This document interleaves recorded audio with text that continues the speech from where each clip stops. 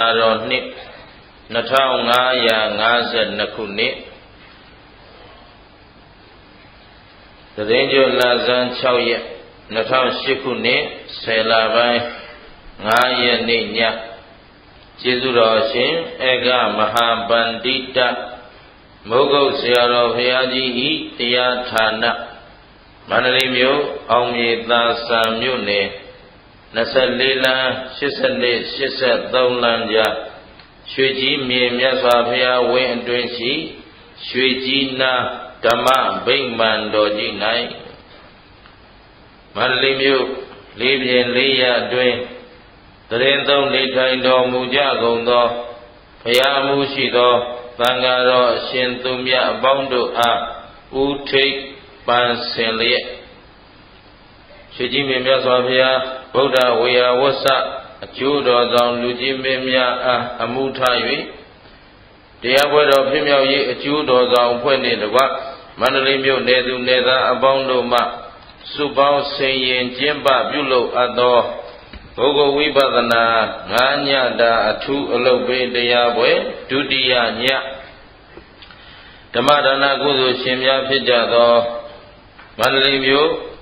စေကြိုမြောက်ဖက်တိုက်တန်းကြီးပလဲဖနက်ရောင်းဝယ်ရေးမိသားစုကိုကျော်ကျော်မခင်စန္ဒာဝင်းသမီးသဲစုမြတ်ကျော်တက်မှုမြတ်ကျော်ရွဏရီမြတ်ကျော်ကျေစင်ဝင်းမြတ်တို့မှ၎င်းကွယ်လွန်သူခင်ပွန်ဦးအေးကိုအားရည်စူး၍ဒေါခင်ဝင်းအေကေပလဲရောင်းဝယ်ရေးမိသားစုတောင်ပလင်းဝင်းမန္တလေးနဲ့မန္တလေးမြို့စိန်ပန်းရဥတင်မောင်အားရည်စူး၍ဒေါ်နှင်းသမီးမမြင့်ကြီးမဝင်းမာမိသားစုတို့မှအသီးသီးလူရန်ပြုလုပ်အပ်သောဓမ္မပူဇနိယကာလအခါသမယ၌တရားတော်နာကြွရောက်တော်မူလာကြကုန်သောယောဂီသူတော်စင်များအလုံးစိတ်ချမ်းသာခြင်းကိုယ်ဤကျမ်းမာခြင်းပြည့်စုံစွာနှင့်ဦးဇင်းတို့ဟောပြောပြသမဲ့သစ္စာတရားများကိုနာလဲနာနိုင်ကြပါစေနာတဲ့အတိုင်းလဲသိကြပါစေသိတဲ့အတိုင်းလဲဒီဘဝဒီခန္ဓာမစွန့်ကြခင်ကိုယ်ဒုက္ခကိုလက်စသိမ့်အောင်ကျင့်ကြံကြိုးကိုပွားများအားထုတ်နိုင်ကြပါစေလို့ရှေးဥစွာမေတ္တာပို့သပေးလိုက်ပါနော်သစ္စာတရားတော်တို့ကိုဟောကြားရ၌အနန္တဂုဏ်အင်းကျေးဇူးရှင်များဖြစ်ကြသောဘုရားယရဏတရားယရဏသံဃာယရဏယရဏတော်မြတ်သုံးပါးတို့နှင့်တကွအမိအဖဆရာသခင်ကျေးဇူးရှင်အပေါင်းတို့အားပူဇော်ကျေးဇူးဆပ်သောအဖြစ်၎င်းဦးဇင်းမျက်မှောက်သို့ယနေ့တရားနာကြွရောက်လာကြသောတန်တရာဤဆွေတော်မျိုးတော်အပေါင်းတို့အားကျေးဇူးဆပ်သောအနေနဲ့ဟောကြားသွားမှာဖြစ်ပါတယ်အလုံးသောသူတော်ကောင်းပေါင်းတို့လည်းရသော်ဘုရားရှင်ကိုယ်တော်မြတ်ကြီးဤအဆုံးအမဒေသနာတော်နဲ့အညီမိမိကိုယ်ကိုမိမိကောင်းစွာထိမ့်သိမ်းစောင့်ရှောက်ပြုပြင်ပြီးတော့သာသနာအကျိုးရွတ်တဲ့ဘိုးနိုင်အောင်သာသနာကျေးဇူးကိုတုံးလဲပေးဆက်နိုင်အောင်ကြိုးစားကြပါလို့ရှေးဥစွာလေးစားစွာနဲ့တိုက်တွန်းပါတယ်နော်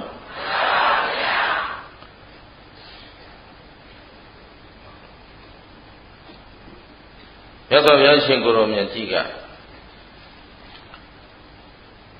တတ္တဝအများပေါ်ကနေ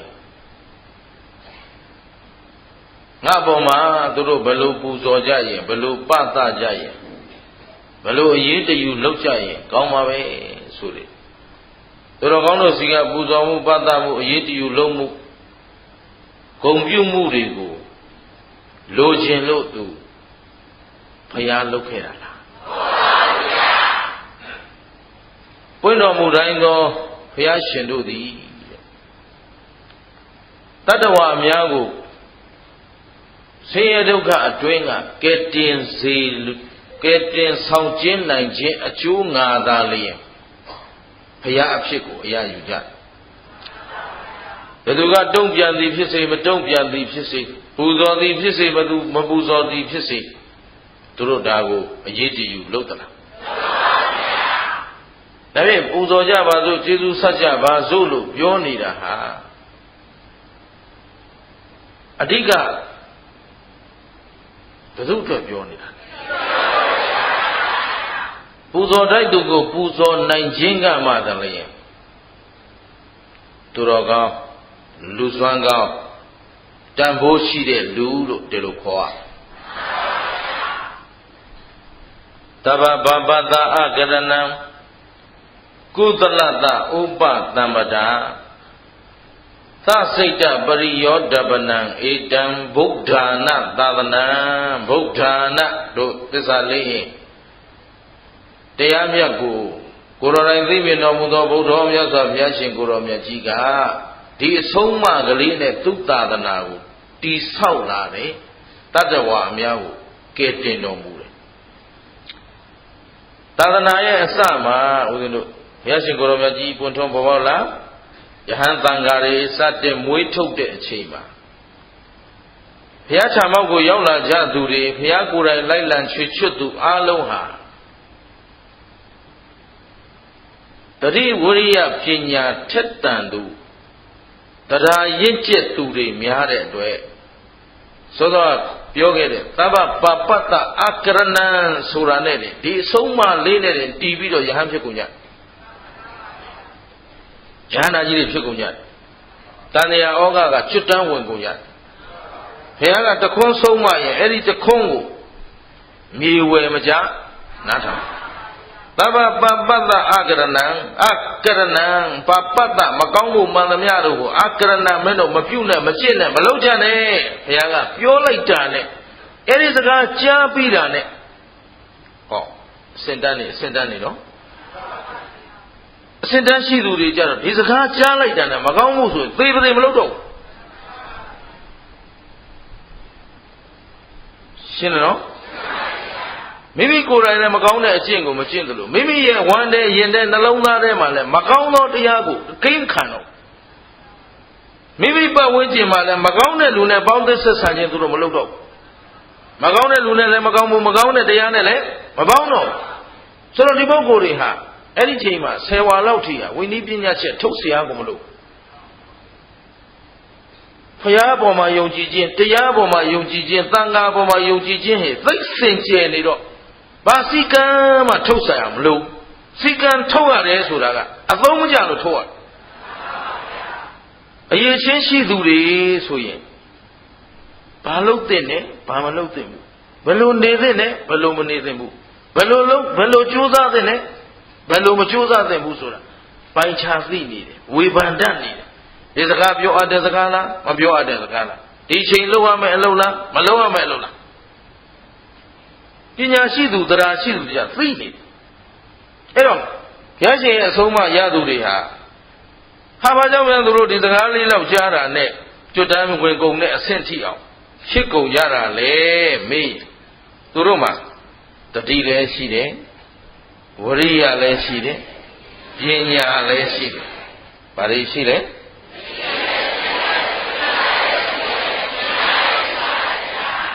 နောက်ဆက်ပြောမယ်တရားတရားလည်းရှိပါတယ်လေနောက်တစ်ခုက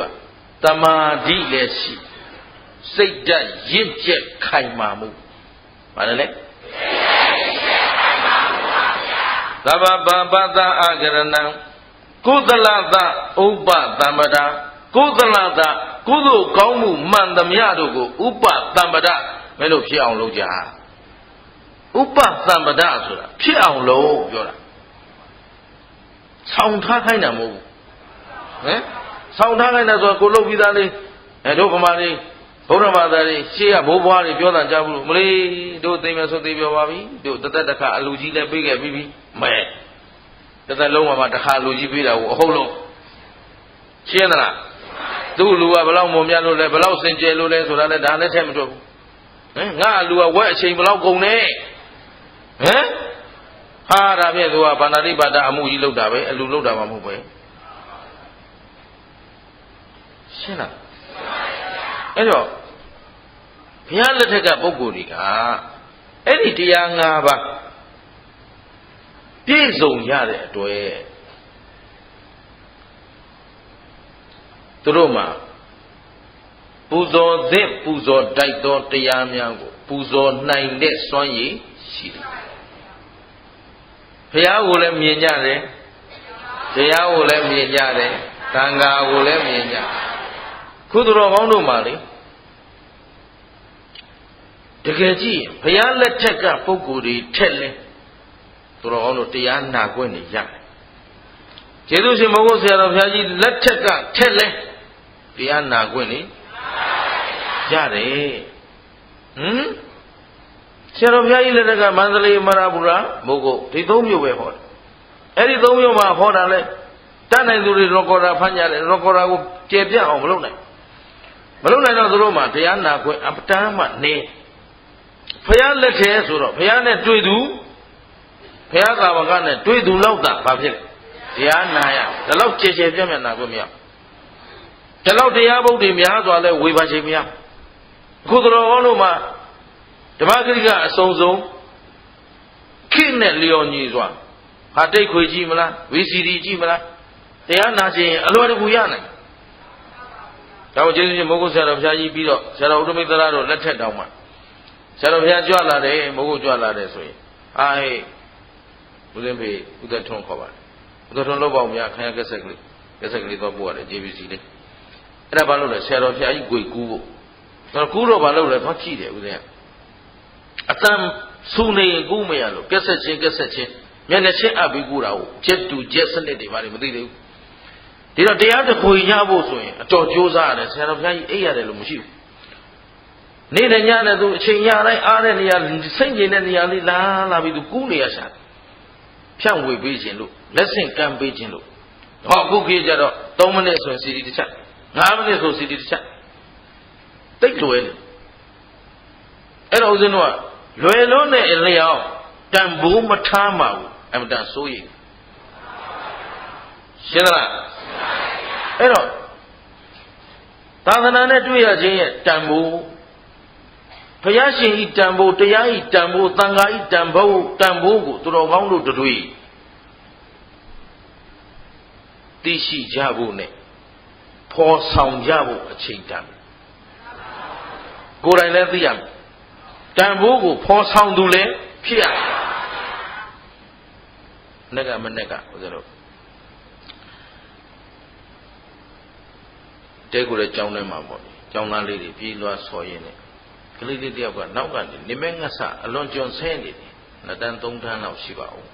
။ဆဲနေတော့လက်ကြည့်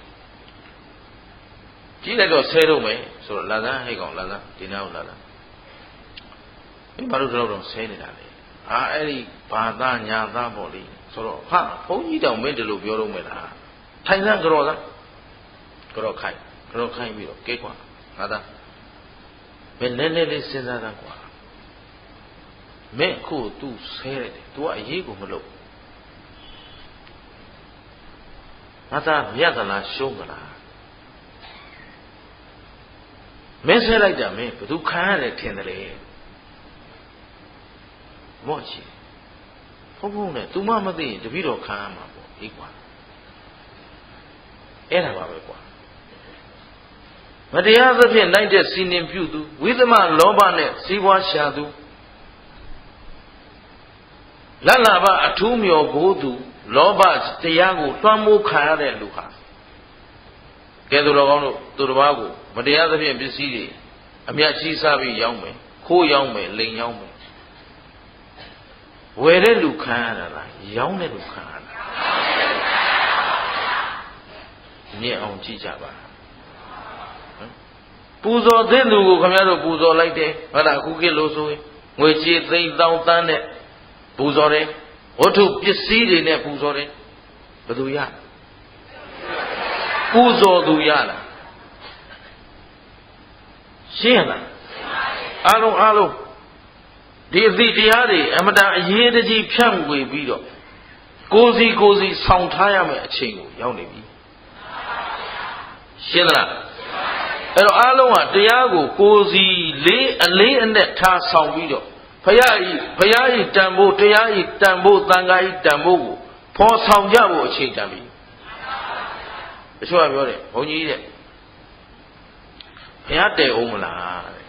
နော်ဘုရားတည်မဲ့အဖွဲ့ရတယ်ဘုရားတည်မလားကြီးလာမေးအဲ့တော့ခုမော်ဘီကျောင်းတဲ့ကြီးစတီကျောင်းနဲ့မင်္ဂလာတိုက်ထဲမှာဘုရားတည်မလားအဲ့နာစီတီမရှိဘူးငါတည်စရာမလိုဘူးလို့ငါညတိုင်းတည်နေတဲ့ဘုရားတွေအများကြီးပဲဒီနေ့တရားနာပရိသတ်2000ရှိရင်ငါဇေဒီ2000တည်လိုက်ရှင်းလားမင်းတို့ကဥပ္ပုံကိုဘုရားမှတ်နေတာကွာယင်တဲ့ဘုရားကိန်းဖို့လိုတယ်ရှင်းလားဥပ္ပုံဘုရားကိုတန်ဖိုးထားကြလို့သာသနာပြည့်လူအနေထားရောက်သွားပြီကွာဘုရားတည်တာဘာလဲသိအောင်ရင်လို့ရှင်းသလားနှလုံးသားထဲမှာဘုရားကိန်းသူများလာမှဘုရားဟာတို့နိုင်ငံမှာတည်တယ်ဘုရားရှိတယ်လို့ပြောလို့ရမှာဟမ်သဘောပါသလားဟုတ်ကဲ့တပါးသောနိုင်ငံတွေမှာရှိနေတာပဲဂရိတိရှိတယ်ဘုရားရုပ်ပွားတော်ရုပ်ပွားတော်ရှိတာပဲဘုရားရှိသလားသူမရှိဘူးတချို့ဗျအိမ်ရှိကမ်းမှာဘုရားလျောင်းတော်မူပုံတွေကိုအလှကြည့်ဖို့ချထားတယ်ဟာဟိုလူကကောင်းဖို့တော့ဒီလိုကံတော့ကိုယ်ကြည့်တော့ဘုရားသူတို့ကအယုတ်ရှင်းလားအဲ့ဒါဘုရားမဟုတ်ဘူး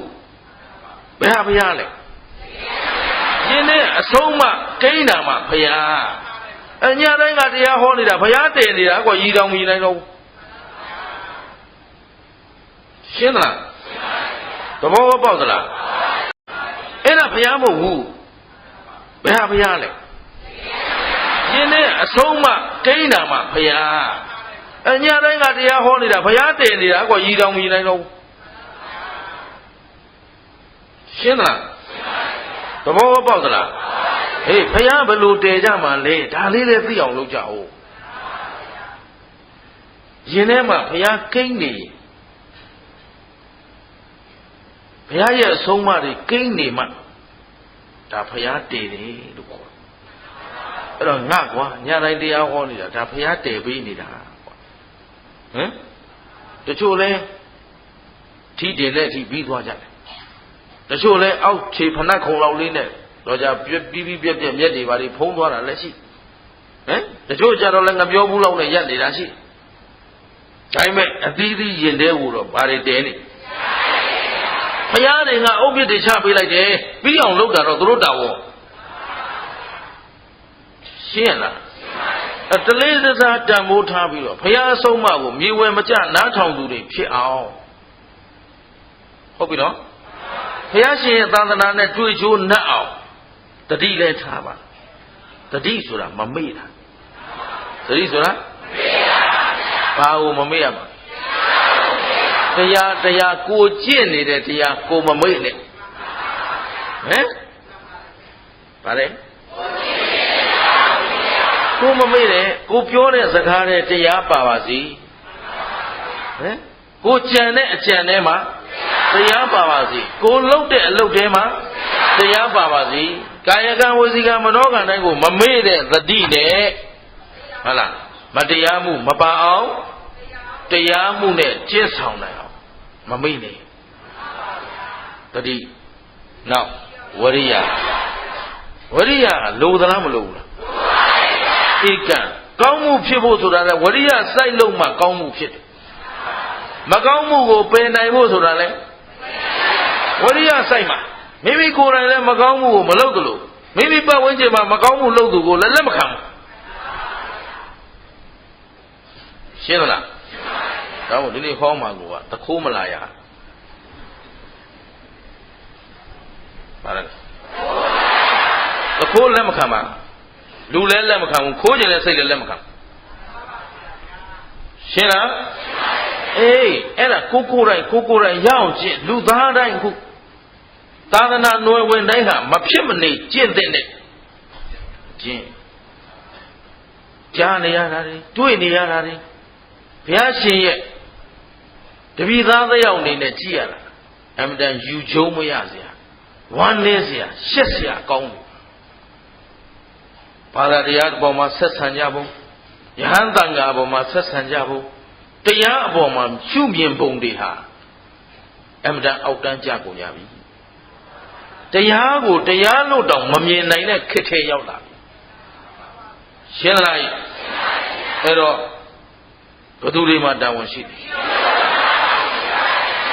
မျက်နှိုးထိုက်သူမျက်နှိုးနိုင်သူတိုင်းမှာတာဝန်ရှိတယ်ဘုရားတို့အမှန်တရားကိုမျက်နှိုးသလား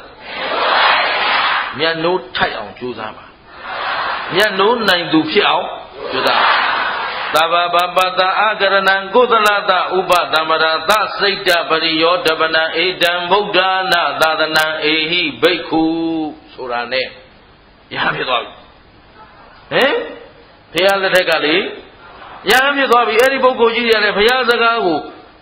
ပရိနိဗ္ဗာန်စံသည့်တစ်ခေါင်သေသည့်တိုင်အောင်ပုရုဇဉ်ဆိုရင်လည်းသေသည့်တိုင်အောင်မြေဝယ်မကြပါလို့နားထောင်သွားတယ်ရှင်းရလားအဲ့တော့သူတို့ကမျက်နှိုးထိုက်တဲ့လူတွေဖြစ်နေတယ်မျက်နှိုးနိုင်သူတွေဖြစ်နေတယ်ရှင်းသလားဘုရားနဲ့ထိုက်တန်သူတရားနဲ့ထိုက်တန်သူတန်ခါနဲ့ကိုဘုရားဆန့်ကျင်သူတရားဆန့်ကျင်သူသံဃာဆန့်ကျင်သူတွေတော့မဖြစ်ကြပါစေနဲ့ဘုရားစော်ကားသူတရားစော်ကားသူသံဃာစော်ကားသူတွေမဖြစ်ကြပါစေနဲ့အမ်တန်ဝမ်းနေဖို့ကောင်းနေပါပြီစိုးရိမ်ဖို့ကောင်းနေပါပြီအဲ့တော့ဦးဇင်းရှေးမောက်ရောက်လာတဲ့ပရိသတ်အားလုံးကိုမေတ္တာရပ်ခံပါတယ်ပန်ကြားပါတယ်နော်ရှေးကဘလို့ပဲနေခဲ့ကြဘလို့ပဲကျင့်ခဲ့ကြဒီနေ့ဒီချိန်ကစပြီးငါတို့တော့ဖြင့်မဟုတ်မမှန်မတရားတဲ့အလုပ်ကိုငါတို့ကိုယ်တိုင်လည်းမလုပ်ဘူးသူတစ်ပါးလုပ်တာကိုလည်းလက်သက်မခံဘူးရှင်းသလားငါနဲ့တကွာငါတတ်နိုင်သမျှငါပတ်ဝန်းကျင်စင်ကြယ်အောင်ကြိုးစားမယ်ငတ်တာဘာဟုတ်တော့ကွာမကောင်းမှုလုပ်ပြီးစားမှနဲ့စားရင်ငတ်သေးပါသေးဟိရှင်းသလားမဟုတ်မတရားမှုတွေလုပ်ပြီးတော့ကြီးပွားချမ်းသာမှနဲ့စားရင်ရိုးချင်းပြီးမြင့်ကြံတာကောင်းပါလေရှင်းသလားလောဘဒေါသတွေကိုအတတ်နိုင်ဆုံးဖယ်ရှားပြီးတော့ကောင်းမှုကုသိုလ်တရားတွေရင်ထဲမှာအမြဲကိန်းနေအောင်သူတစ်ဖက်သားကိုဘိဇာပွားနေမယ်ပြပါရပွားနေမယ်သူများပျက်စီးအောင်နေကြံနေမယ်ဆိုရင်ကြံကျင်တဲ့စိတ်ပေါ်တာနဲ့အိုးလေးလောကရှိတာအကြောင်းတရားနဲ့အကျိုးတရားအဲ့တော့အဲ့ဒီဘာမဟုတ်တဲ့ပုဂ္ဂိုလ်တွေအတွက်နဲ့မင်းစိတ်ကိုဘာလို့အညစ်နွမ်းခံတာလဲမင်းတရားနဲ့မထိုက်သူဖြစ်နေပြီရှင်းရလား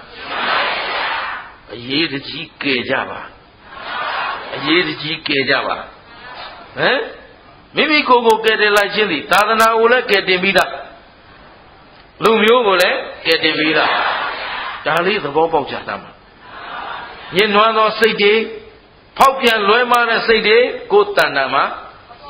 လုံးဝလက်မခံပါနဲ့တတိဝရိယနဲ့တွန်းလှန်ပြစ်မှရပညာဆိုတာအခုသူတော်ကောင်းတို့တရားနာနေတာတွေကပညာတွေပါပဲဒီလိုလုပ်ရမှာပါလားဒီလိုကြံရမှာပါလားဒီလိုပူဇော်ရမှာပါလားဒီလိုငါတို့ကထိုက်တန်သူဖြစ်အောင်လုပ်ရမှာပါလားဒီအလုပ်ကရှောင်ရမှာပါလားဆိုတာခွဲခြားရမှာပညာဒီအလုပ်ကမကောင်းမှုဒီအလုပ်ကကောင်းမှုဘယ်သူကခွဲပေးမလဲဒါကအကြောင်းဒါကအကျိုးဘယ်သူကခွဲမှာလဲဒီအလုပ်ကအမှန်ဒီအလုပ်ကအမှန်အဲ့တော့ငါတို့တို့ဟာအဲ့ဒီပညာအားနည်းခဲ့ကြတဲ့အတွက်အကောင်းမှလည်းအဆိုးမှလည်းတိုးတက်လာတာလားဆုတ်ယုတ်လာတာဆုတ်ယုတ်လာပြီပျက်စီးလာပြီအမတန်ချိုတဲ့သရက်ပင်ကြီးဝိတောင်မြစ်တွေကျဲဟင်းကားမြစ်တွေတမာမြစ်တွေနဲ့ယုံသွားလိုက်အမြင့်မှာအယောခံနေရတာရှင်းသလားတချို့ကဘယ်ဘာသာကြားတွေညာဘာသာကြားတွေဘယ်လိုလုပ်ပါဘယ်လိုဆန့်ကျင်ပါပြောတယ်မဆန့်ကျင်ပါဘူးကိုယ်ယုံကြည်မှုနဲ့ကိုယ်ပါလူတိုင်းလွတ်လပ်စွာယုံကြည်ကိုးကွယ်ခွင့်ရှိပါတယ်ဒါသဘာဝတရားကိုပြောတာနော်လွတ်လပ်စွာယုံကြည်ခွင့်ကိုးကွယ်ခွင့်မိမိကြိုက်တဲ့သက်တရားကိုနာကြားခွင့်မိမိအယူဆအမြင်ကိုလွတ်လပ်စွာဟောကြားခွင့်လူတိုင်းမှာရှိရှင်းတယ်နော် အဲ့ဒါဘုရားရှင်ကိုတော်မြတ်ကြီးကအဲ့ဒီလွတ်လပ်စွာဟောကြားတဲ့နာကြတဲ့အထဲမှာမိမိကိုယ်တိုင်ပညာနဲ့ဝေဖန်ယူတဲ့သူများပါဇက်လမ်းမထုံးချိန်နဲ့ပြီးပြီပေါ့အဲ့တော့သူတစ်ပါးကသူတစ်ပါးယုံကြည်ခြင်းနဲ့သူတစ်ပါးလုံနေတာတို့ဘာမှပြောစရာမလိုဘူးထိခိုက်စရာပုတ်ခတ်စရာစော်ကားစရာလည်းမလိုဘူးအဲ့ဒီရံကိုလည်းတို့မကြောက်ခုအမြင့်ကခါနေတာဘယ်လိုလုပ်ကြမလဲရှင်းသလားအေးလေတို့သာသနာတို့ထဲအဖြစ်ခံရှင်းတယ်နော်အမြင့်ခါကုန်ပြီဘာဖြစ်လဲအမြန်ရှင်းမှဖြစ်အဲ့တော့ပညာကိန်းအောင်လုပ်ကြနည်းနည်းမှမပေါ့သေးဘူးနော်အားလုံးရဲရှင်းတက်ကြွနဲ့ဟာငါတို့တော့ဥဒုမင်္ဂလာတရားနာပြီးပြီအရာတဲ့ငါဥဒုမင်္ဂလာတပည့်လို့လက်អော်နေကြတော့မလို့ဘူးနော်ဒီရကလို့အဲ့ဒါလေးတော့ပြောအောင်ပါဟမ်တို့တစ်ခါယုံမှုတယ်ဟုတ်ပါတယ်အလောင်းတော်ကသမမှာငါမကြီးတွေဖူးကျင်တယ်လိုက်ဖို့ရောက်သွားတော့ပြောတယ်တပည့်တော်တို့ကဘယ်ဆရာတော်ကြီးရဲ့တပည့်ဗျာမဟုတ်တာမလုပ်ပါဘူးမာနမလုပ်ပါဘူးအဲ့တော့ပေးသတိပေးဟေးသတိထားတော့အဲ့လိုပြောရင်ကြောက်ရတယ်နော်အဲ့တော့ပစ္စည်းတွေတင်တော့ဘာမှမပူနဲ့မခုတ်ဘူးဒီမှာမပြောက်ဘူးဆိုပျောက်တယ်ဆိုတာမရှိဘူးတပတ်လဲပြီးပြန်လာတယ်ပစ္စည်းလေး၅ခုမရှိတော့နော်အဲ့နောက်တစ်ပတ်လဲလိုက်တယ်တော်တော်ပါသွားပြီအဲ့တော့မနေ့လင်းလာဆန်ချက်ဟုတ်မှထမင်းချက်မကဲသူတို့ကျင်းအောင်ချက်ခိုင်းလိုက်ဆိုဆန်လဲယူလိုက်တယ်မပြည့်အောင်ချက်ပေးလိုက်ဆိုတော့ပြောလာတော့ဆရာတော်ကြီးငါခွာအဲ့ဆရာတော်ကြီးအားနာလိုက်တာသူတို့အသုံးချနေကြတယ်ငါတို့ဥဒုမင်္ဂလာတပည့်မဟုတ်တာမလုပ်ဘူးဆိုရင်သူတို့ကကြီးရှေ့ဆုံးကဖြစ်နေဦးမယ်သဘောပါလားတို့လေမိုးမိုးဆရာတော်ဘုရားကြီးတပည့်ကွာဆိုပြီးဒိဋ္ဌိအများဆုံးနေကြီးပဲဂျေနသလားဘယ်သူနာမှလဲဘုရားစော်ကားလို့ဘုရားနာစရာမရှိတော့ယေရှုရှင်မိုးမိုးဆရာတော်ဘုရားကြီးစော်ကားနာစရာမရှိတော့ဥဒုမင်္ဂလာစော်ကားဥဒုမင်္ဂလာကကိုလှုပ်တဲ့ကုသိုလ်လေးနဲ့ကိုနေမှာကိုလှုပ်တဲ့အကုသိုလ်နဲ့ကိုသွားမှာခင်ဗျားတို့လှုပ်တာနဲ့မဆိုင်ကိုစိတ်ကိုစားကြရှင်းလားဘယ်သူနာမှာလဲအဲ့လောက်လေးစီးပွားရေးအတွက်တွတ်တက်ဖို့ကောင်းတယ်ငါခိုးဝယ်ပြီးရောင်းနေတာစားတော့အိမ်သားတွေစားတာစံတော့သားသမီးတွေစားမှာငရဲသွားတော့မင်းသွားမှာတတ္တိကောင်းရင်ခိုးတော့ရှင်းလားဟောတော့ကျေးဇူးတင်ပါတယ်တောင်လုံးမှာမဟုတ်ရှင်းလားဘိုးတော်ကွာရှာထားတာနေတာဘာတော့လှုပ်ထားတာကွာမသေးချာလိုက်တာနောက်ကနေမြေတာပို့နေကြတာရှင်းလားအဲ့ဒါအမလေးကျေးဇူးတင်လိုက်မယ်တော့မထင်နဲ့ခိုးတဲ့လူကခိုးတဲ့နေရာသွားလူတဲ့နေရာသွားမဟုတ်တာလို့သူကဟုတ်တာလေအဲ့ဒါသားအတွက်ပါသမီးအတွက်ပါလင်အတွက်ပါခင်မွန်းအတွက်ပါခင်မွန်းတဲ့မအတွက်ပါသွားလျှောက်လွှာတင်ယမမင်းအသနာခဆန်တင်လို့တော့မရဘူးဗျလက်ထိုးလို့ရောဟိုမောဆုမိုးရီတို့ပြောတိုင်းလျှောက်မယုံနဲ့ဟမ်လားဟိုမှာတော့သွားလက်ထိုးလို့မရဘူးလက်ကခင်ဗျားတို့လူပြည်ပဲထိုးပြီးလွတ်အောင်လုပ်လို့ရရင်ရမှာငရဲပြီမှာတော့ရှင်းတတ်သလားအဲ့တော့ဘသူကိုဘသူတန်ဖိုးထားကြပညာအရေးကြီးတယ်ပြီးတော့တရားဘုရားရဲ့ဆုံးမတွေကိုယုံသလားယုံရင်ဘုရားကရမ်းယုံလို့မပြောဘူးကျင့်ကြည့်လိုက်တဲ့ဘာဖြစ်လဲကျင့်ကြည့်လိုက်အများမဟုတ်တာလုပ်နေတဲ့ထက်မှာကိုဟုတ်တာလုပ်ရင်ဘယ်လိုခံစားရလဲကျင့်ကြည့်လိုက်အကာလိကောဘာလဲလဲအဲ့ဒါကိုဉာဏ်ပညာနည်းသူတွေကဒီနေရာအကာလိကောသောရကတထတာအများကြီးရှိတယ်ဗုဒ္ဓစာပေထဲမှာလေ့လာကြည့်ဟိုဉာဏ်မမီတော့သွားမဖတ်နဲ့ရွာလေကုန်လိမ့်မယ်အကာလိကောဆိုတာကအခုလူလိုက်တယ်အခုရွှေပုံကြီးရလာမယ်ဒါလို့မဟုတ်ဘူးအခုလူလိုက်တဲ့အတွက်စွန့်လို့လူတိုင်းရတဲ့အတွက်ဒီပစ္စည်းတစ်ခုစွန့်လိုက်တဲ့အတွက်အဲ့ဒီစွန့်လိုက်တဲ့အတွက်ကိုယ်မှချမ်းသာနေလွတ်မြောက်နေပြီရှင်းလားဆင်းရဲဒုက္ခရောက်ကိုအခုကူညီလိုက်တယ်ကူညီလိုက်ရတဲ့အတွက်ဦးဇင်းတို့မှလေဟိုးမှဘုံတိုင်းတန်ခံရတဲ့ပုဂ္ဂိုလ်တွေသွားဝေကြချမ်းသာလှူဒန်းတော့ဩသူတို့လည်းပြောနေပါတယ်ဒါသကြီးဖျားရွာသားကောင်းမှုကွာဟဲ့ငါလူတာတော့မဟုတ်ဘူးနော် ဟာမိုးကုတ်တို့မန္တလေးတို့အခုစားရှိတဲ့မုံရွာကြောက်ပလောင်ညာဦးအစားရှိတာတွေငါလိုက်စုကောက်လာပြီးတော့သူတို့ဟာတွေငါတဆင့်လာဝေးလာဟေးအဲ့တော့မင်းတို့ပြန်ပြီးမြစ်တာဖို့ကြောင့်မင်းတို့ကျေးဇူးရှင်ကတနိုင်ငံလုံးမဟုတ်တာမလုပ်ကြနဲ့သူတို့သင်ပေးရင်းနဲ့လေပစ္စည်းလေးတွေဝေချမ်းနေရတာဝမ်းသာလိုက်တာအခုတဲလေးတွေဆောက်ပေးနေတယ်ဒီတဲလေးတွေဓာတ်ပုံရိုက်လာသူတို့နေပုံထိုင်ပုံလေးကြည်ဝမ်းသာအဲ့ဒါအဆိုးမြင်ဝါဒီများမှာပြောလဲဆိုတစ်သက်လုံးဒီလိုနေဘူးတဲ့ဟာတွေမဟုတ်ဘူးတဲ့တို့တနည်းရွက်ကလေးလုံယုံကာပြီးတော့အင်ဘက်ကလေးမိုးပြီးနေတဲ့လူတွေဟိုအဲ့တော့ဟာအဲ့ဒီမနေဘူးတဲ့ဟာကိုငါနေဘူးအောင်လုပ်ပေးလိုက်ရတာငါမှပြောနေတာလားမင်းတို့ဘာလို့ပဲဖိစာပွားနေတာလဲရှင်းသလားအဲ့ဒါဆန်၄၅ပြည်လောက်ရှိရင်မလေးမနဲ့သာညတာနိုင်ရှားတဲ့လူတွေ၄၅ပြည်လောက်ရှိဝန်မန်တက်ပြီးပေါ့တယ်ရောဒုက္ခရောက်နေတဲ့လူတွေ၄၅ပြည်လောက်တက်လို့မန်တက်တယ်ဆိုရင်ငါတင်းတောင်းနဲ့ချပေးကြပြီးတော့တက်လိုက်ကြတာဟေ့ကိုပြောလိုက်ရှင်သေးတယ်ရှင်းလားငါအလူလို့အလိုဝမ်းသာနေတာမင်းတို့ကလာမဖြက်စည်းကြနဲ့မင်းတို့ဖြက်စည်းတိုင်းဖြက်စည်းမဲ့ရောင်ချကြဖုံးကြီးမဟုတ်ဘူးလို့ပြောရင်ရှင်းလားဘယ်လိုတွေးရမှမှန်းကိုမသိတဲ့လူတွေတောင်းရင်လေးတယ်လို့တင်လဲသူတို့ကကာကြီးကပုံမှန်ချဝါလုံးကစတင်ရမယ်ဟာတွေဝါလုံးကိုမတတ်သေးတာသဘောပါလားမပေါ့ကြနဲ့နော်အမြင့်ကတော့ခါနေပြီဟမ်ဒီအခါတိုင်းပဲနေကြမလားချိုးအောင်ပြင်ကြမလားအေးဘုရားတော်ကတော့ရအောင်ပြင်သွားတယ်ဗျာရှင်းလားအဲ့တော့ယုံကြည်ကြသမ်းပါကောင်းတာလုပ်ရင်ကောင်းကျိုးဧကံပေးပါတယ်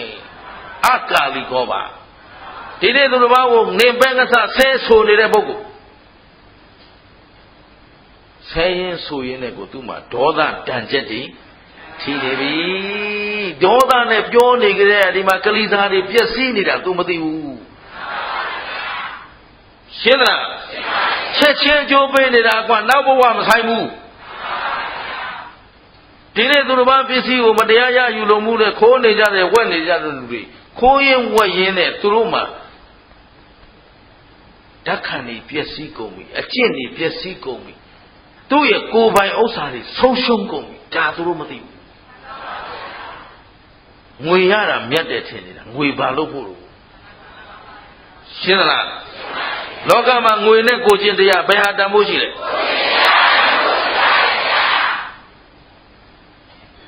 ရှင်းတယ်နော်ကြည်ရောရှင်းတတ်တာတော့ဂုံသိက္ခာဆိုတာမိမိရဲ့ကိုချင်းတရားကို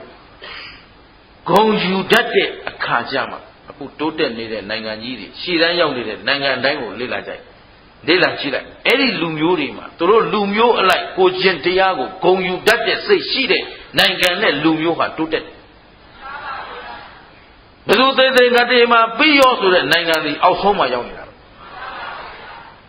ရှင်းလားအဲ့တော့နိုင်ငံအသာထားပါငါတို့ပြောချင်တာသာသနာဗါလဲအမှန်တန်တမိုးရှိတဲ့ဘုရားသာသနာတော်ကိုဦးဇင်းတို့ကတော့ငါအသက်ရှိထင်ရှားရှိနေသေးတော့အကွဲမခံနိုင်ဘူးကွာရှင်းလားဒီအောင်တတ်လိုက်တော့မတတ်နိုင်ဘူးပေါ့ရှင်းလားငါဟောနိုင်ပြောနိုင်သေးသေးရအောင်ပြန်ထူထောင်မယ်ဆိုတဲ့စိတ်နဲ့လာပါလေအားလုံးအကူအညီပေးပါ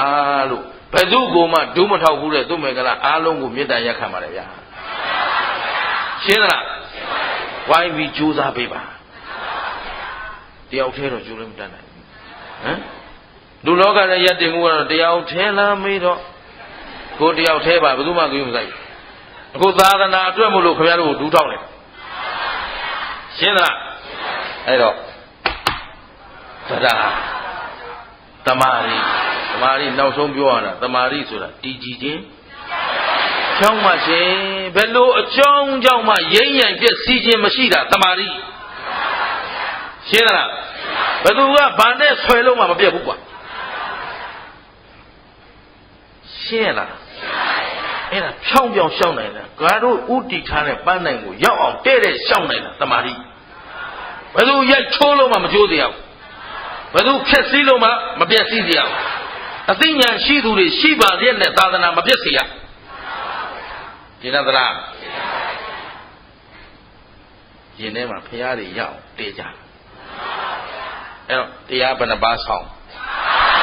၅ပါးဆောင်ပြီးရဲရဲရင့်ရင့်သာသနာအကျိုးရွက်တယ်ဘူးနိုင်တော့ရက်တယ်နိုင်စွမ်းရှိသောပုဂ္ဂိုလ်တွေဖြစ်အောင်ကြိုးစားအဲ့တော့ဒါလေးနဲ့ပတ်သက်ပြီးဥပမာလေးတစ်ခုပေးတို့ဘုရားရှင်ကိုရောမြတ်ကြီးလက်ထက်ကအဲ့ဒါလိုပဲဘုရားရဲ့စကားတစ်ခွန်းနဲ့ကျွတ်တန်းဝင်သွားကြတဲ့ပုဂ္ဂိုလ်တွေထဲမှာရှင်မဟာမောက္ကလံကိုရောမြတ်ကြီးလည်းပါတာပေါ့နော်ရှင်မဟာမောက္ကလံကိုရောမြတ်ကြီးဆိုရင်နှစ်ဆင့်ကြား interact to interact နော်ဘုရားဤစကားတော်ကိုရှင်အတ္တဇိကသဲလာတယ်ရှင်သာရိပုတ္တရာကိုဖြန့်ဝေပေးရှင်သာရိပုတ္တရာကြားတာနဲ့ရသွားပြီတဆင့်ပြန်ပြီးတော့မှတခါဘယ်သူစီရှင်မဟာမောက္ကလံကိုရောမြတ်ကြီးစီကိုတဆင့်ပြန်ပြောတယ်ဆိုတော့သူက3ဆင့်မြောက်မှကြားဒါပေမဲ့ကြားလိုက်တယ်ဆိုရင်ပဲချက်ချင်းသောတာပန်ဒီလိုနမောတတ္တဘဂဝါတောအရဟတောသမ္မာသမ္ဗုဒ္ဓတ္တဘုရားရှင်ဘယ်ပဲရှိလဲဆိုရှိတဲ့ပဲလက်ကြော့ရှင်းနော်ဘုရားရှင်ကြွသွားတော်မူရာဘက်ကိုလက်ကြော့ဒါပဲရှင်သာရိပုတ္တရာကိုရောမြတ်ကြီးဆိုရင်ရှင်အတ္တဇိသွားရာဘက်ကိုခေါင်းချပြီရှင်အတ္တဇိဒီအရမှာရှိတယ်ဆိုငါဆရာဒီအရမှာရှိတယ်အဲ့ဒီဘက်ခေါင်းပြုအိတ်တန်ဖိုးရှိသူတွေကတန်ဖိုးထားတတ်တယ်ဗါလဲဒီစကလုံးမမေ့နဲ့အစင်မြင့်သူကမှမြင့်မြင့်ကျင့်တတ်တာအစင်တန်းရှိသူကမှအစင်တန်းရှိတဲ့အလုပ်ကိုလုပ်နိုင်တာကျင့်တတ်သလားအခုမဟုတ်မမှန်နဲ့လုပ်တဲ့လူများတယ်ဆိုတော့မဟုတ်မမှန်အစင်တန်းမရှိသူကများနေလို့ပေါ့ဒါဖြင့်တို့လည်းအဲ့ဒီလိုပဲမိုးကားရေတောက်ပြီးတော့ရောရိမ့်လိုက်ပါသားရိမ့်လိုက်ဝါတာပေါ်လို့ဖိပေါ်လို့နဲ့မပြီးမလားအားလုံးတော့အဲ့မနေကြနဲ့ခင်ဗျားတို့များသောအားဖြင့်ကြည့်လိုက်နေသားသလိုနေတာများတယ်နေသားသလိုနေရင်ကိုယ့်ဘက်ကပုံကုန်ပြီဟမ်အမြင့်ချင်းရှစ်တော့ကိုယ်ပါခါတယ်ကျင်းတယ်ကလားနေသားသလိုနေနေကြတယ်အဲ့တော့မပေါ့ကြနဲ့ရှင်းလားကိုတာဝန်ကိုမယူတတ်တော့အဲ့ဒါအမျိုးမျိုးလာပြောသလိုဥသိမကြခဏပြောသလိုမလေးခုခေတ်သားသမီးတွေရှင်ဖျားမပြောချင်ဘူးဆိုတော့ဒီလူငယ်တွေညံ့နေတာခမည်းတော်ကြောင့်ကိုတာဝန်ကိုယူစမ်းမှာတပည့်တော်တို့အဆုံးမကြတာအရင်ပြောစမ်းမိဘအဆုံးမကြလို့သားသမီးတွေရိုင်းနေတာရှင်းလားရှင်းတတ်သလားရောရိမ့်လိုက်ဘာသာရိမ့်လိုက်လူတကာလည်းညှို့ထုံးမနဲ့ကိုယ့်အကောင်းဆုံးဖြစ်အောင်စွမ်းဆောင်နိုင်သူဖြစ်အောင်အရင်လုပ်ကြရှင်းတယ်နော်ရှင်မမောက္ကလံကိုရောမြတ်ကြီးအဲ့လိုတဆင့်ကြားတယ်တို့မှအတူယူကြတယ်အများကြီးရှိတယ်အဲ့ဒီတည်းကဘုရားကိုယုံကြည်တယ်လေးစားတယ်တဆင့်ကြားစကားရင်ထဲကိန်းသွားလိုက်တာကြားတာနဲ့သောတာပန်တည်တယ်ဗျာသောတာပန်တည်တယ်ဆိုတာဘုရားပေါ်မှာသံတရားမရှိတရားပေါ်သံဃာပေါ်ဒီလိုဘုရားရဲ့စကားကိုမြေဝဲမကြသူနားထောင်သွားပြီရှင်းသလားအဲ့ဒီကနေသူရဟန္တာကြီးဖြစ်ပြီးဒီဖြစ်ရမှာရာဇယုတ်ပြီးမှရှင်မောက္ကလံကိုရောမြတ်ကြီးကတောချောင်းလေးတစ်ချောင်းမှာတောစွန်အုံကြားကကုဋ္ဌိလေးလို့တောင်ပြောတယ်ကုဋ္ဌိလေးဆိုတာယဟန်တစ်ပါးနေသာယုံလောက်ကလေးဆောက်ထားတာကိုကုဋ္ဌိခေါ်တယ်နော်အဲ့တော့အဲ့ဒီကုဋ္ဌိလေးမှာသတင်းသုံးနေတယ်နေတဲ့အချိန်မှာရာဇဂျိုပြည်တဲ့ကသခိုးတယောက်ကပစ္စည်းဥစ္စာတွေခိုးဝှက်လာပြီးတော့ထွက်ပြေးလာလူတွေကသိတော့နိုးလာတာနဲ့ဝိုင်းလိုက်တာနဲ့ထွက်ပြေးလာ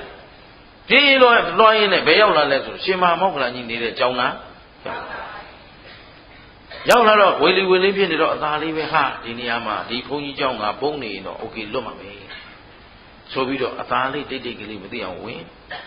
ရှင်မမောက္ကလံကိုရောမြတ်ကြီးကမနဲ့အာယုန်တဲ့ဆုံးခံကြွားဖို့လမ်းလေးပါလေးလျှောက်ရင်းနဲ့မျက်နှာလေးသက်တံမှုစားပြီးတော့သင်္ကန်းလေးပါလေးပြင်းယုံနေတယ်အဲ့ဒါရှင်မမောက္ကလံကိုရောမြတ်ကြီးကုတီတွေဝင်ပြီးသူကအိတ်ဟုတ်ပြီနော်ဘယ်သူဝင်အိတ်ဘိုးဝင်အိတ်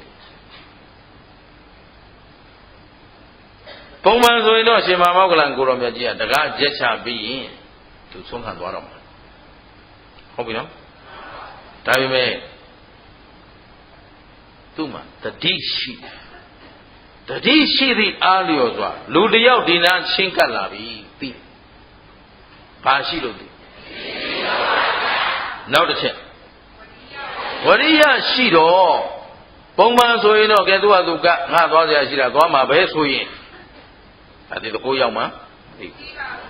အဲ့တော့သူဘာလုပ်လဲတကားဖွင့်ပြီးကြည့်တယ်လိုက်ရှာလိုက်တော့တွေ့ပြီတော့ကိုဘာရှိလို့တွေ့ဝရိယရှိလို့တွေ့တော့ပညာနဲ့ဆင်ခြင်ဘာနဲ့ဆင်ခြင်လဲဥစ္စာတုပ်လေးဘေးရှာပြီးခတ်တီတွေနဲ့သူကူတီတွေဝင်ကွေးနေတယ်တကားဖွင့်ကြည့်လိုက်တယ်ဟဲ့နင်ဘယ်လိုလဲဆိုကျွန်တော်တခိုးပါခြေတုံးကတော့တခိုးပါလို့ပြောတယ်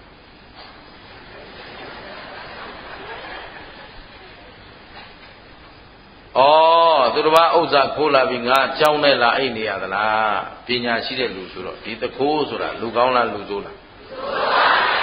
ခိုးတတ်သူတွေကခိုးနေသူတွေဟာ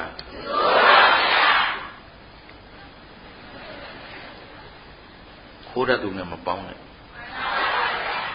တခိုးမလာရရှင်းလားတခိုးလက်မခံပါလက်ခံတယ်လားမခံတယ်ဘူးကြည့်လိုက်ဟဲ့တကူသူများဥစ္စာခိုးလာပြီးတော့ယဟန်သာကကြောင်းနဲ့လာနေတာနင်းနဲ့ထိုက်တန်တဲ့နေရာမဟုတ်ဘူး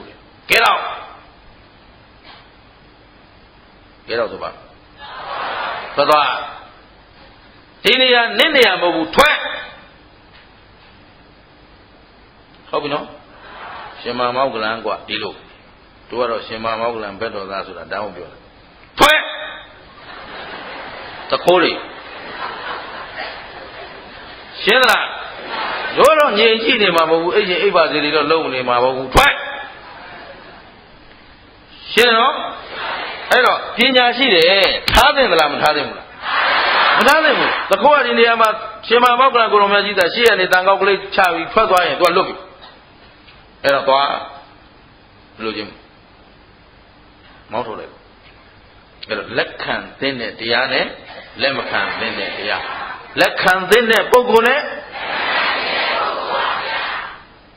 သိချလို့ပညာလည်းရှိနောက်သူ့မှာ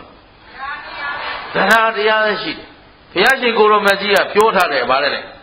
သာဘာပံပတ္တအကြရဏံမကောင်းမှုမှန်သမျှအားပြောတာမကောင်းမှုမှန်သမျှ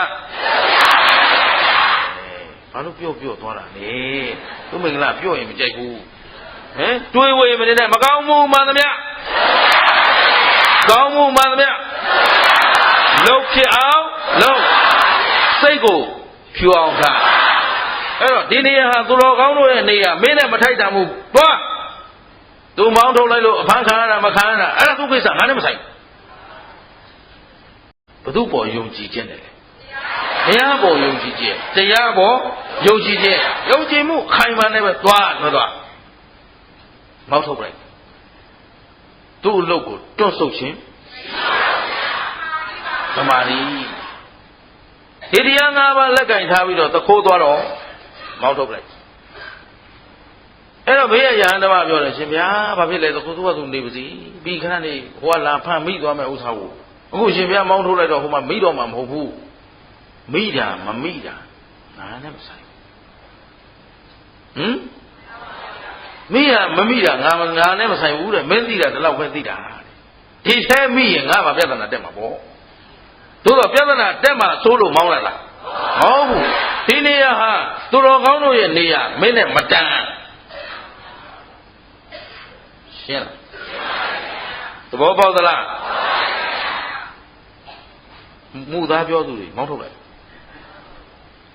ခိုးဝက်စားတဲ့လူတွေ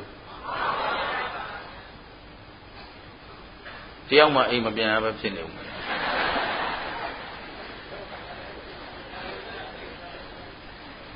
ရှင်းသလားသဘောပေါက်သလားအဲ့တော့ဒီနေ့ညတော့ပြန်လိုက်ဦးပေါ့ဗျာအဲ့တော့ပြန်ပုံပြန်နှီးတင်ပေးလိုက်အဲ့ဒီနဲ့တကူးမဝင်စီတယ်ငါခိုးနေသလားငါအိမ်နဲ့လူလိမ်မဝင်စီနဲ့ငါလိမ်ရသလားရှက်ကလေးနဲ့ကောင်းကုန်းဝင်ကြထိုက်တန်သူဖြစ်အောင်ကြိုးစားဒ တော်ကြအိမ်မပြန်ရတပည့်တော်တို့ပယ်လိုက်ရမလို့ဆိုကြုံလည်းနေကြမရှိဘူးသဘောပါသလားရှင်းရောရှင်းရလားအဲ့ဒါသိအရေးကြီးတဲ့ကာလနော်စင်ကြယ်အောင်ကြိုးစားပါဘာလို့မလဲကိုပြုတဲ့အမှုကကိုယ်စီလာမှာတော့တူသောအကျိုးဘုရားတပည့်သာဝကငါတို့ဧကံဖြစ်ပြီလားငါတို့ဟာတကယ်တရားကိုမျက်နှိုးချစ်ခင်သူတွေလားငါတို့ဟာတကယ်ကိုတန်ခါကိုပူဇော်တိုက်တဲ့လူတွေလားကိုယ့်ကိုစစ်ဆေးကြပါဦးရဲလိုက်တဲ့ရှင်မမောကလန်ကြီးကတော့ကဲတော့တခိုးမလာရရှင်းသလားအိမ်မှာရေးတာတခိုးမလာရ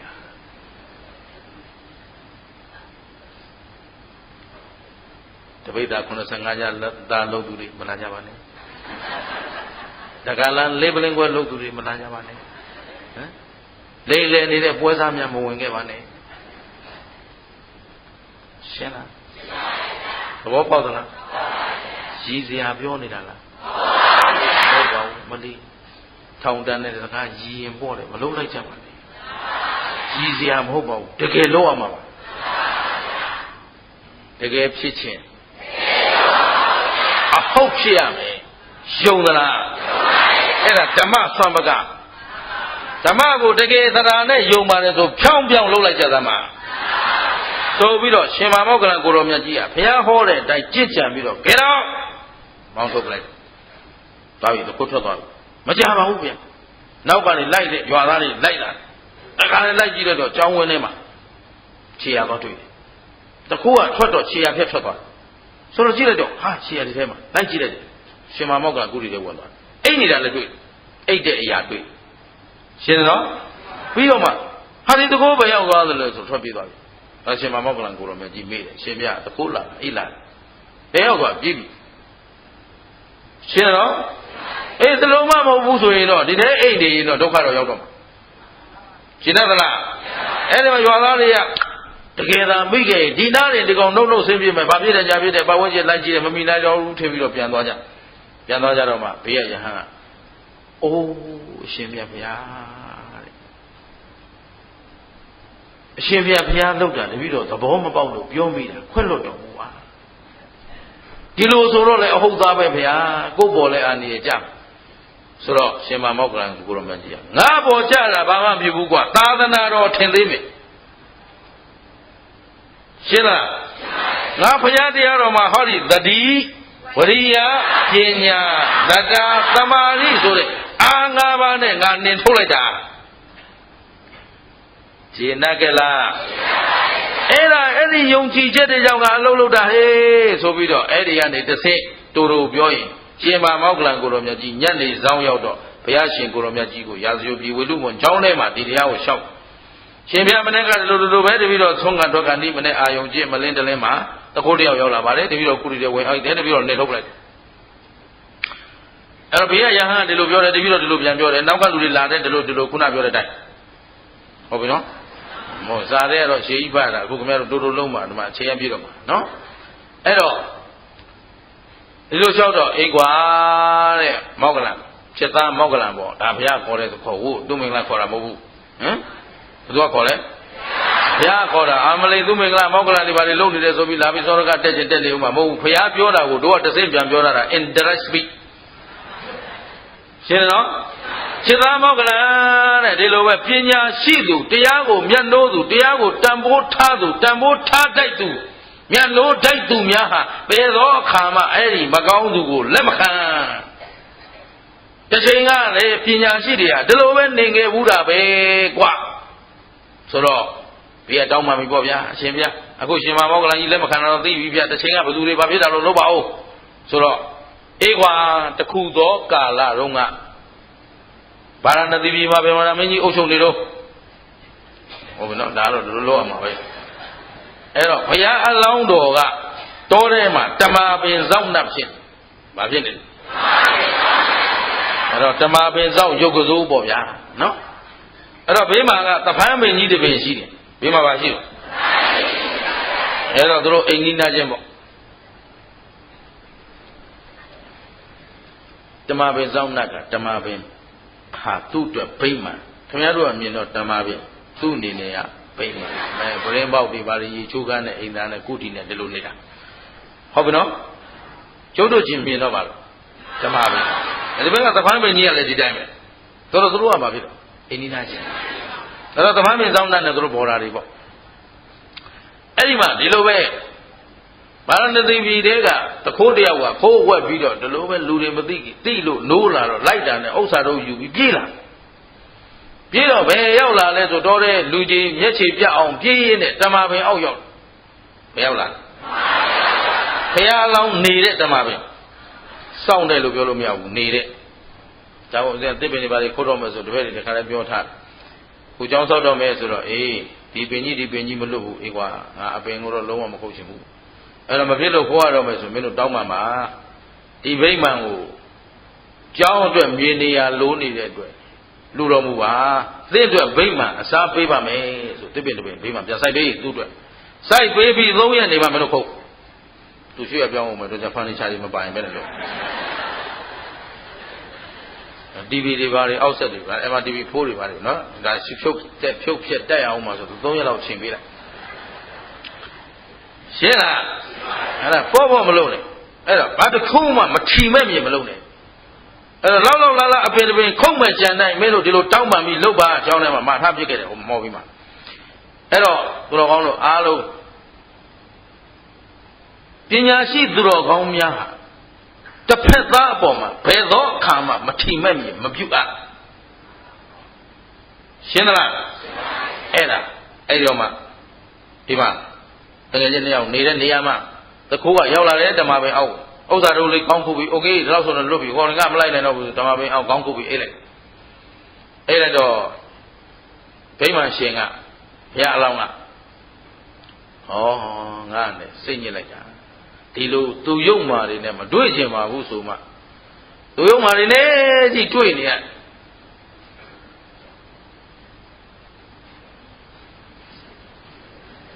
ဘုရားအလောင်းကပြောတယ်သူ့အပင်ကြီးဘယ်သူရောက်ဟိုးရောက်သူယုံမာနဲ့မတွေ့ချင်ပါဘူးဆိုမှလေ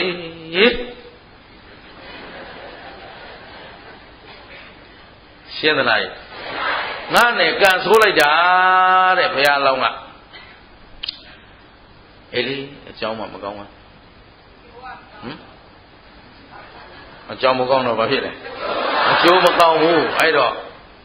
ဒါပေမဲ့ငါသခိုးတော့လက်ခံမထားနိုင်ဘူးအဲ့ဒီခေတ်ကသခိုးတွေမိရင်သူကဘာလုပ်ကြလဲဆိုတော့တမာသားနဲ့တခြင်းရှူတတ်ဘာသားနဲ့တမာသားနဲ့တခြင်းရှူတတ်တယ်ပြီးရင်တမာပင်မှာချိတ်ထားခဲ့တတ်တယ်အဲ့တော့ဒီသခိုးဒီနာအိတ်နေဟောဖမ်းတဲ့လူတွေလာရင်သူ့ဒီနာရိုက်မယ်ဆိုတော့ငါဓမ္မကိုင်းချိုးရိုက်ဦးမှာပဲဟမ်အဲတော့ဓမ္မကိုင်းချိုးတာဟိုကတော့အိတ်တကားပေါက်ပြက်သလားရှင်းသလားလေကားတဲ့ပဲပြုတ်ကြသလားတော့မသိဘူးပေါ့အဲ့တော့ငါဓမ္မကိုင်းနဲ့ပဲပြုတ်ပြီးတော့ရိုက်ပြီးခိုးလေဦးမယ်အဲ့တော့ဒီဓမ္မဒီတခိုးတွေကြောင့်တော့ငါဗိမာန်လည်းအပြတ်မခံနိုင်ဘူးသိခါကြလည်းမခံနိုင်ဘူးတခိုးနေတဲ့နေရာအဖြစ်မခံနိုင်ဘူးကွာတခိုးမလာရဘာလဲသာရေးထားပြီးကိုယ့်ဟာကိုယ်အိမ်နဲ့ကိုဝင်ရလားပြန်ကြည့်ရှင်းလားအိမ်ပေါင်းမှာရေးထားပါလဲတခိုးမရလူလိမ်မလာရရှင်းသလားသဘောပါသလားညကြည့်ပြန်ညနော်အဲ့တော့အိမ်ပြန်မလေးတရားနာပြန်လာကြောဟမ်အိမ်ထဲမှာဘယ်လိုမရှိလားငါမရှိတယ်လို့ပဲလုပ်တယ်မကြီးကျယ်တဲ့သခိုးမလာရရှင်းလားအဲ့ဒါနဲ့တခါတည်းထားလာပြီးတော့ဗိမာန်ရှင်ကြီးကရုပ်ကစိုးကြီးကဓမ္မပင်သောနာကြီးကဟဲ့သခိုးဟာမင်းမလုပ်နေတာလို့ဆိုတော့သိမသူလေငါဓမ္မပင်ငါဒီဗိမာန်ရှင်ဒီဓမ္မပင်သောနာအဲ့တော့သိမသူများပစ္စည်းခိုးလာပြီးငါအေးမှမနေနဲ့သွားအခဏလေးနားပြန်စီကျွန်တော်အိတ်ချင်လို့ပါအိတ်နေနဲ့အိတ်လို့လည်းမရဘူးသွားကဲတော့တခိုးကဲတော့ရှင်းလားငါတခိုးလည်းမခံဘူးတဲ့သွားတော့ငါအေးမှမိတ်နဲ့မောင်းထုတ်လိုက်အဲ့တော့ကြောက်အောင်6ပြီးမောင်းထုတ်လိုက်တော့ပြေးရောတခိုးကပြေးတော့ဘေးက တငယ်ချင်းကအိမ်နီးနားချင်းကမင်းကွာညာတာမရှိတယ်သူကသူလွတ်လာလို့သူမင်းအပင်ကြီးအောက်အိတ်နေတာမင်းဘာလုပ်တာမှမဟုတ်ပဲသူကသူအိတ်ပြီးတော့အခြေတန်ထသွားမဲ့ဟာလေးကိုမင်းကွာတော့ခက်တယ်တဲလို့ဟိုကလိုက်လာပြီးဖမ်းမယ်ဆိုရင်သခိုးမိသွားအောင်မှာသူကအကောင်းလို့အဆိုးလို့ဘာလို့သူဘယ်လိုသူဘာမှဝေခွဲတတ်တာမှမဟုတ်ဘူးကောင်းမှလည်းမသိဘူးဆိုးမှလည်းမသိဘူးအဲ့တော့ပြောတဲ့စကားလည်းကောင်းတာလားဆိုးတာလားလို့သူတို့ဝေခွဲတတ်တဲ့လူတွေမဟုတ်ဘူးရှင်းလားအဲ့ဒါနဲ့ဘုရားနဲ့ခတ်တည်နဲ့ဘုရားလောင်းလာပြီးပညာဆရာလုံးလာဖတ်မိသွားအောင်မှာအခုမင်းကသခိုးလွတ်အောင်ပြခိုင်းသလိုဖြစ်နေတယ်အဲ့ဒါငါကိစ္စမဟုတ်ငါဗိမာန်တဲမှာသခိုးမလာရမင်းသိတာဒီလောက်ပဲသိတာတဲ့တကယ်လို့သခိုးဒီနာမိရင်ငါအတိုင်းနေခုံတော့မယ်ရှင်းသလားတချင်းရှိုသကြလေဦးမယ်ပြီးငါအပင်ချိတ်ထားခဲ့မှာမင်းမသိလေဆိုပြီးတော့ခတ်တည်နဲ့ဗိမာန်ပေါ်ပြန်တက်ဆိုပေမဲ့နောက်ကလိုက်လာတဲ့လူတွေရောက်လာပြီအိုးနဲ့ကြည့်တော့ဆရာတွေ့တယ်အိတ်သွားတဲ့အရာတွေ့တယ်ထွက်သွားပြီဆိုတော့ဟာမမီလိုက်တော့ဘူးဒီအောင်အိတ်ပြီးဒီနာထွက်သွားပြီလိုက်ကြဆိုရှာတယ်နောက်မရတော့ဓမ္မပင်အောက်စုပြီးတော့အိမ်မှာကွာဓမ္မပင်နဲ့ကွက်တိဒီသခိုးသာမင်းဒီနာအကိုင်းလေးချိုးပြီးထိုးတတ်ပြီးတော့ဓမ္မပင်ပေါ်ချိတ်ထားလိုက်ပြီးပြီဆိုတော့မှဘေးကတဖမ်းမရဟိုက်ရှင်းသလားသခိုးလက်နာရင်လက်ခံရင်အိမ်နာတယ်နော်ဟမ်တခိုးလက်နာရင်တခိုးလက်ခံရင်အိမ်နာတယ်တခိုးမဝင်စေနဲ့ရှင်းသလားသဘောပေါက်သလားအဲ့ဒါလေးပဲဘုရားကနမူနာပေးပြီးတော့ခြေသားတို့တဲ့မင်းတို့လည်းဒီတိုင်းပဲမင်းတို့ရင်ထဲမှာမင်းတို့နှလုံးသားထဲမှာမင်းတို့အမှုအကျင့်ထဲမှာမကောင်းတဲ့အကျင့်တွေလက်မခံကြနဲ့ရှင်းလားဒါပေါ့ဒီနေ့တရားပါလားရှင်းတယ်နော်အဲ့တော့အဲ့ဒါကိုရှင်းကြနိုင်ဖို့တစ်ပါရှိရအောင်နှစ်ကသုံးကလေးကငါးကအဲ့ဒီတရား၅ပါးနဲ့အာယူပြီးတော့သူတော်ကောင်းတို့ကသတိထားဝရိယဆိုင်ပညာနဲ့ကြီးပြီးတော့သူများအိမ်တွေသွားကြည့်နေရမလားကိုယ်အိမ်ကိုကြည့်ရမှာအေးလေအရေးကြီးတာဘယ်သူအိမ်မဝင်ဖို့လဲကိုယ်အိမ်ကိုပဲကြည့်ဆိုင်ပါသူများအိမ်ကြည့်ဆိုင်ပါနဲ့ကိုယ်အိမ်ကိုကြည့်ဆိုင်နေအိမ်တိုင်းကကြည့်ဆိုင်နေဘယ်သခိုးမှရှိမှာမဟုတ်ဘူးဟောခင်ဗျားတို့လက်ခံတဲ့လူတွေများနေတယ်အရှင်ဘုရားလောကမကောင်းတဲ့လူတွေများနေဆိုမကောင်းတာလက်ခံတဲ့လူများတာဟုတ်ရှင်းသလားအများတို့ကသခိုးလက်ခံထားလို့လက်ပေးလိုက်ယူမကြိုက်ပါဘူးတဲ့သူများတွေလှုပ်တော့မလေးဘယ်လိုပေးလိုက်လို့ဘယ်လိုလုပ်လိုက်လို့ရသွားတာကိုယ်လက်ကြတော့လဲပေးလိုက်ရှင်းလားမဟုတ်မပန်မတရားတာကိုကိုယ်တိုင်ကလက်မခံကဲလှုပ်စားမင်းတရားတိုင်းမလှုပ်ရှင်ဆိုတာလှုပ်လိုက်ငါတို့လက်ပေးတယ်လို့မလှုပ်ဘူးလက်ယူတယ်လို့မလှုပ်ဘူးကွာဖြစ်ချင်ဖြစ်သားတယ်ရှင်းလားဘယ်သူတရားပြက်ဘယ်မှာသခိုးမဝင်အောင်လုပ်အဲ့ဒါပဲကိုယ်အိမ်ဆိုတာခင်ဗျားတို့ခန္ဓာကြီးပြောတာခင်ဗျားတို့ခန္ဓာဘယ်နှပါလို့ခန္ဓာ၅ပါးဘယ်တရားမြဲတယ်ဘယ်တရားကိုပိုင်တယ်မမြဲသောမပိုင်သောခန္ဓာကိုယ်ကြီးအတွက်နဲ့ညဉ့်ညမ်းမှုအကုသိုလ်လုပ်တယ်လုပ်ကြမလားမကောင်းတဲ့အလုပ်မလုပ်နဲ့မကောင်းမှုမှန်သမျှကောင်းမှုမှန်သမျှဟုတ်ပြအောင်လို့ဆိုသတိထားဝရိယပညာနဲ့ဒီတရားနဲ့သမာဓိရှေ့တန်းတင်ပြီးတော့ရဲလုပ်ကြပါကျင်တဲ့သလားအဲ့တော့ခင်ဗျားတို့မတရားတာလိုချင်သလားတရားတာလိုချင်မကောင်းတာမြင်ရင်လားကောင်းတာမြင်ရင်လားဘယ်သူအဓိကလဲသခိုးမလားယာနှစ်ခုစာရေးတာရှင်းသလားဘာဖြစ်လဲသခိုးမလားယာမကောင်းသောစိတ်မကောင်းသောအကျင့်တရားတာလိုချင်သလားတရားတာလိုချင်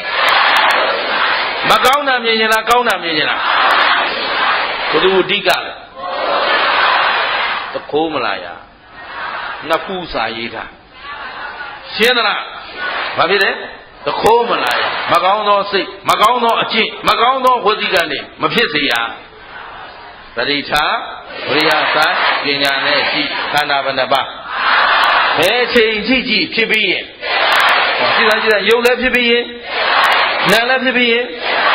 ကိုပိုင်ရလားမပိုင်တာကြီးအတွက်နဲ့အာကုသို့ဖြစ်ခံမလားရှာကျွေးတော့သူများကိုသွားတော့ငရဲဘယ်သူကသွားမှာ